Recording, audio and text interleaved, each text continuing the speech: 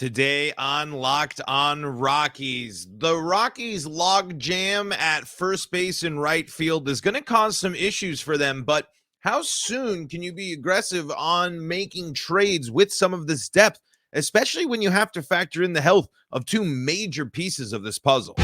You are Locked On Rockies, your daily Colorado Rockies podcast, part of the Locked On Podcast Network, your team every day.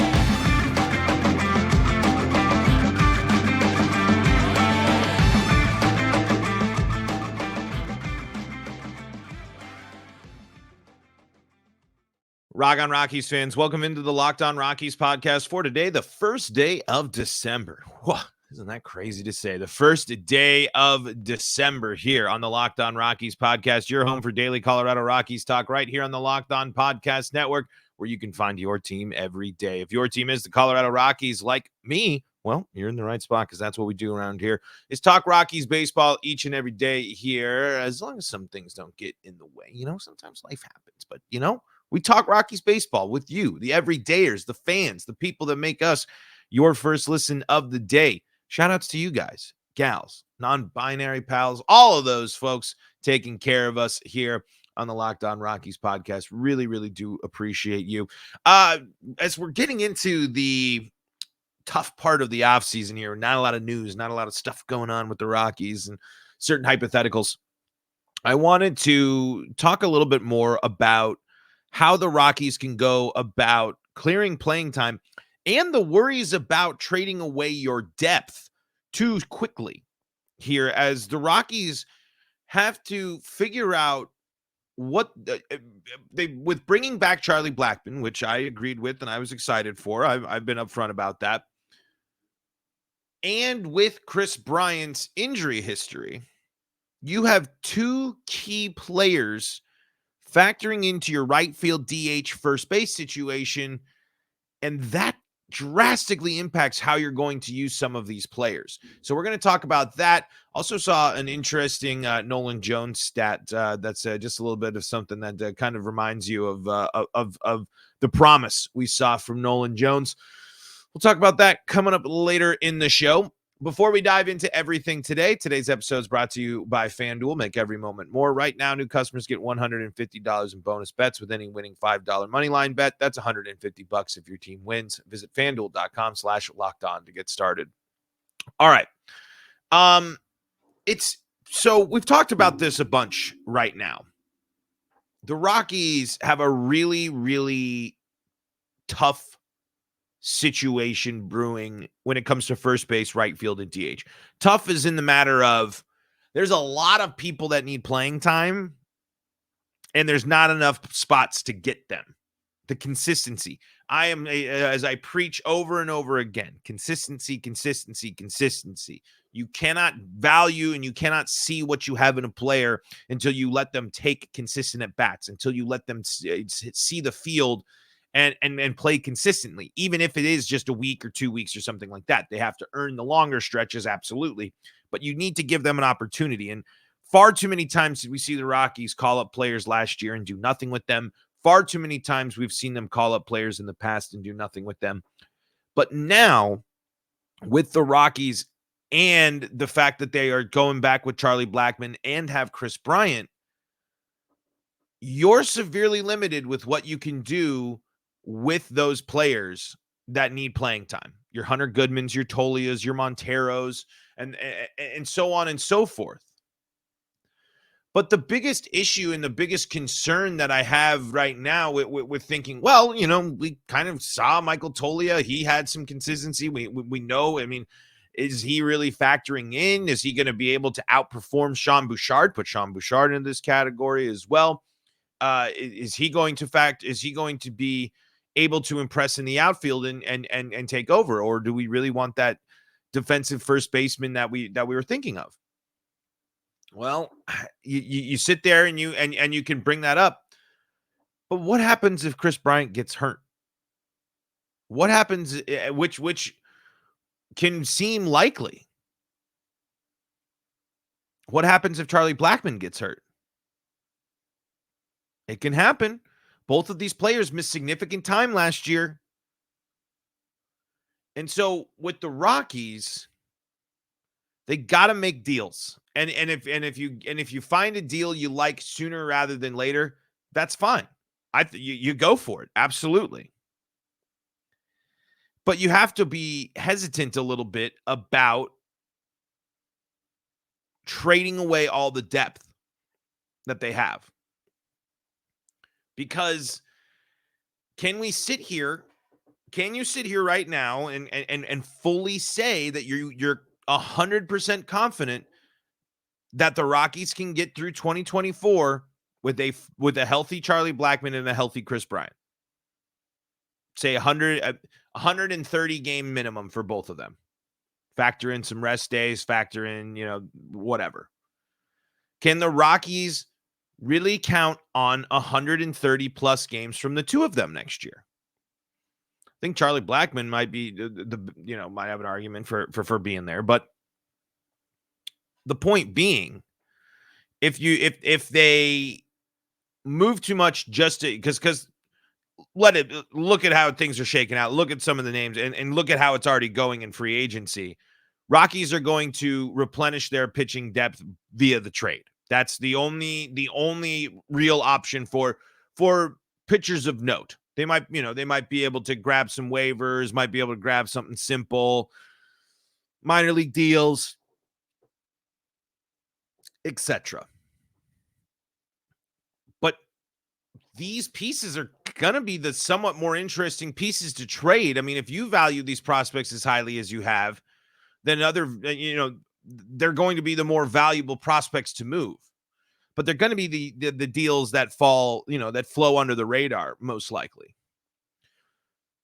So in this situation, and looking at a season where you're kind of willing and able to accept that it's not going to be the best, do you really want to fully trade this away?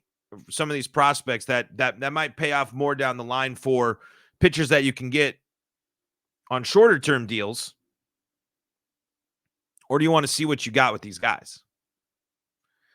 The problem is you're not going to be able to see all these guys. There's just simply no way and not enough space on the field for the Rockies to get the amount of consistent playing time that this group of players needs.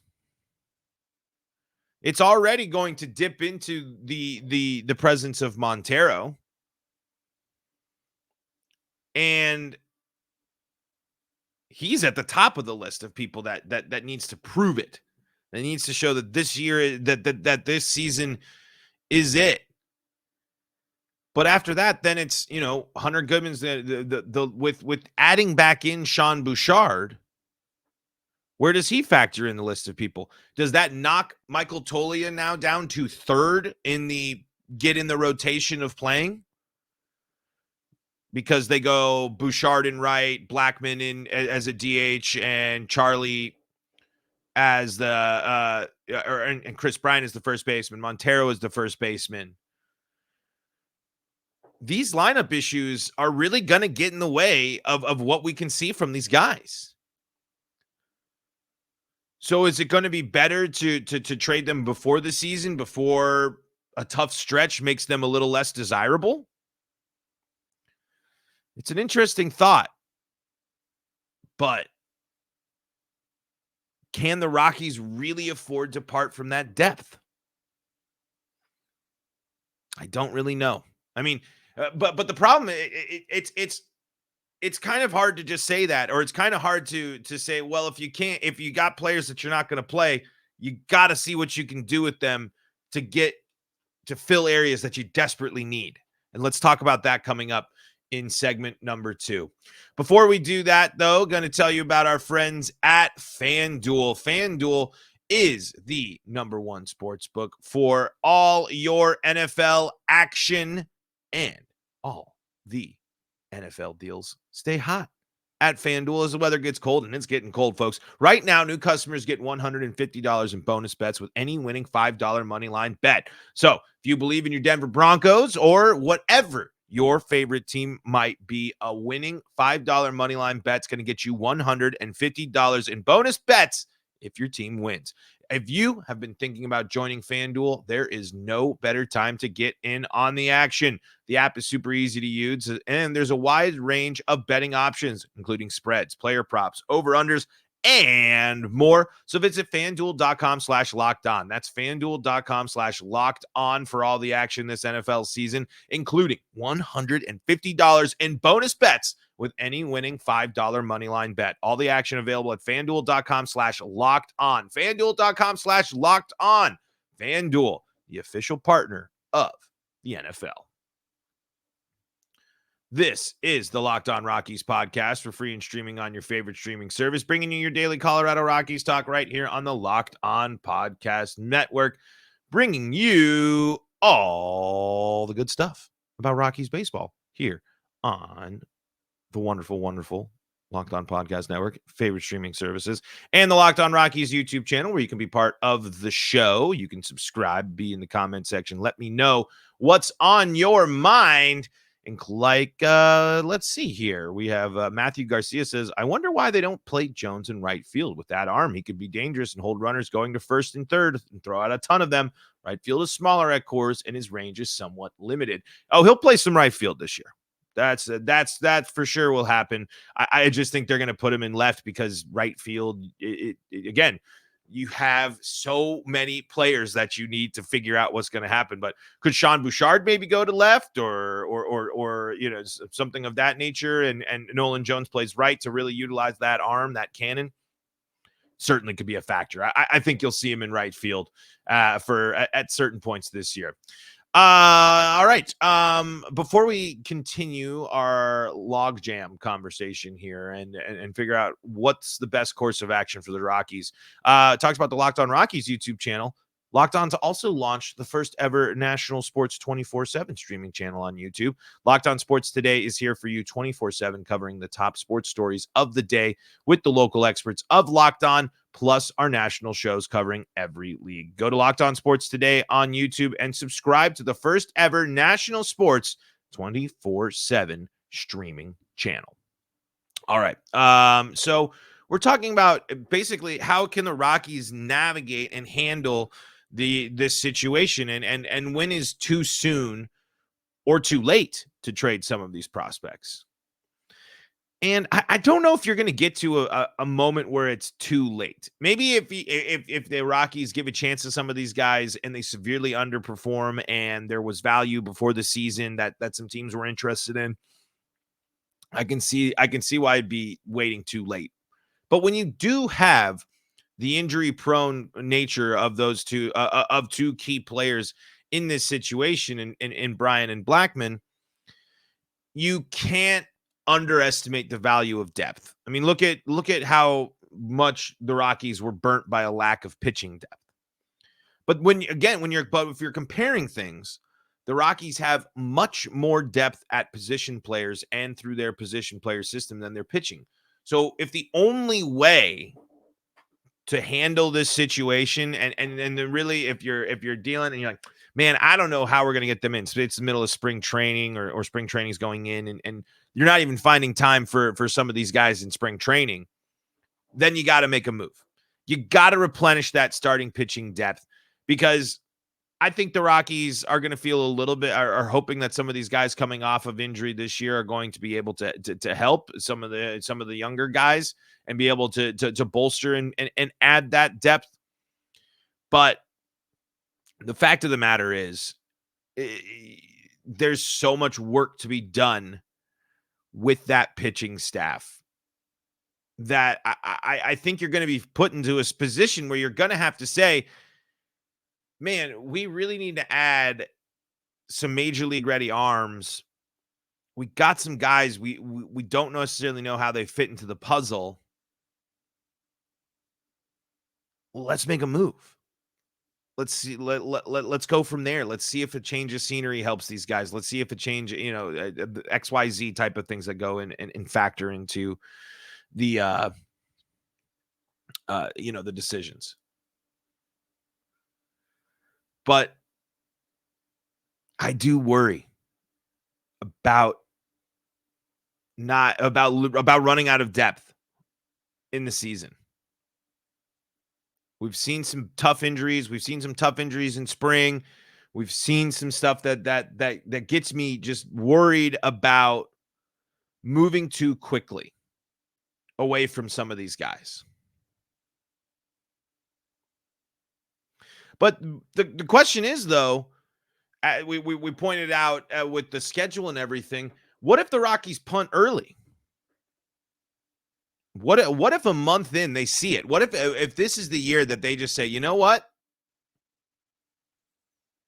And maybe they need to wait closer to the deadline, but what if they are open to making changes and making moves earlier?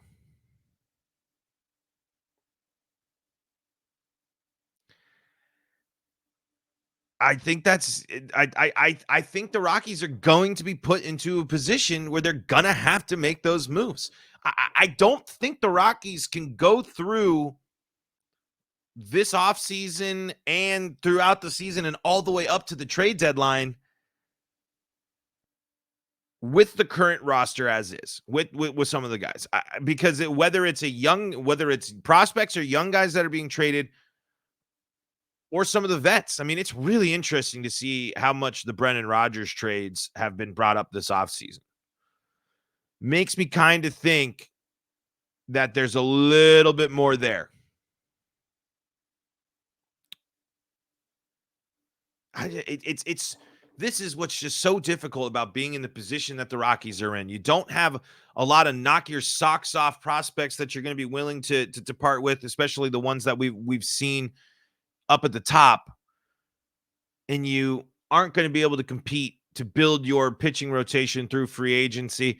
I think it's pretty safe to say that a Flexen or an Anderson will return, or pitchers of the same caliber. This is going to be a bit of a head scratcher, and it's going to be a bit of a frustrating process for some of the players involved. Because like we talked about in the reviewing Montero series, there's nothing that's going to help Montero about going and hitting it and playing in AAA next year. There's nothing. Do we really think that? I mean, you can start. Hunter Goodman could start the year in the minors, sure, but tore it up, showed some flashes already at the major league level. How much can you? I mean, when do Chris Bryant and Charlie Blackmon take the steps back? And do they? Especially Charlie, playing what could be his last year. I mean, how much are they willing to let the Rockies go young? And with Bud Black's commitment to veterans and players that have played and his loyalty there, how much does Bud Black use this depth? And how creative will the Rockies actually be? Mixing things up, trying new things. Again, it's going to be a season where you should be able to just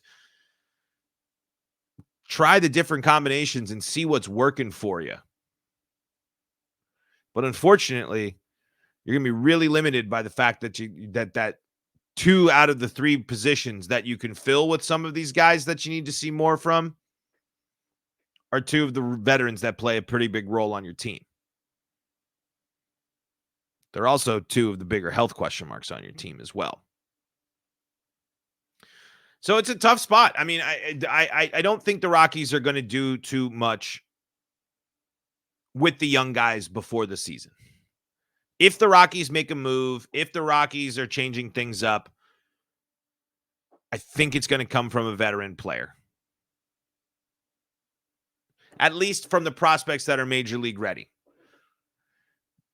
But part of me still thinks a Michael Toglia deal could happen. Could happen. I don't know. We'll see. Tough decisions to be made, and tough ways to figure out the lineup ahead for the Rockies here when it comes to this log jam in at first and right field, because you kind of can see the depth chart in your head. But what are the situations when you mix it up? Is it, or will it be matchup dependent? Will any of that matter? Or will the Rockies go into every day considering that Charlie Blackmon and Chris Bryant need to be in the lineup every day, only giving you one spot to play a list of what? Montero, Tolia, Goodman, Bouchard, 4 guys. You need depth, absolutely. And some of those guys need to understand their role, and I think they will. But at the same time, when do the other guys get their chance too? Especially if those veterans struggle. That's the other thing we didn't talk too much about. Talked mostly about health. But what if struggles set in? What if we're seeing, good pop? What if we're seeing better offense from some of these guys? It's going to be a tough way to navigate that situation there for the Rockies at first and right field and DH. But we'll see what they do. We'll see if they make a move before the season. What do you think? Let me know in the comments section below. Folks, saw an interesting Nolan Jones stat from Blake Street Banter here. I want to talk about that coming up next on today's episode of Locked on Rockies. This is the Locked on Rockies podcast for free and streaming on your favorite streaming service, bringing you your daily Colorado Rockies talk right here on the Locked on Podcast Network, where you can find your team every day. And if your team is the Colorado Rockies, you're in the right spot. That's what we do around here is talk Rockies baseball for you on the Locked on Rockies YouTube channel and on your favorite streaming services. I saw a interesting Nolan Jones stat from Blake Street Banner that I want to bring up here on X. And here is what it says. Can you name who these Rockies players are? Player A, 28 home runs, 89 RBI, 5.3 WAR, 28 stolen bases, 138 OPS plus. Player B, 25 home runs, 97 RBI, 3.2 WAR, 3 stolen bases, 119 OPS plus pre-Humidor. Player A is Nolan Jones' season last year, and player B was Todd Helton's rookie year last year. And that just highlights how impressive the Nolan Jones season was. That just gives you the level of greatness that we saw. And the fact that, again, this guy was a legit rookie of the year candidate that flew completely under the radar for most people. I mean, if this is the norm, man, he's going to be a special. He's got that special talent potential.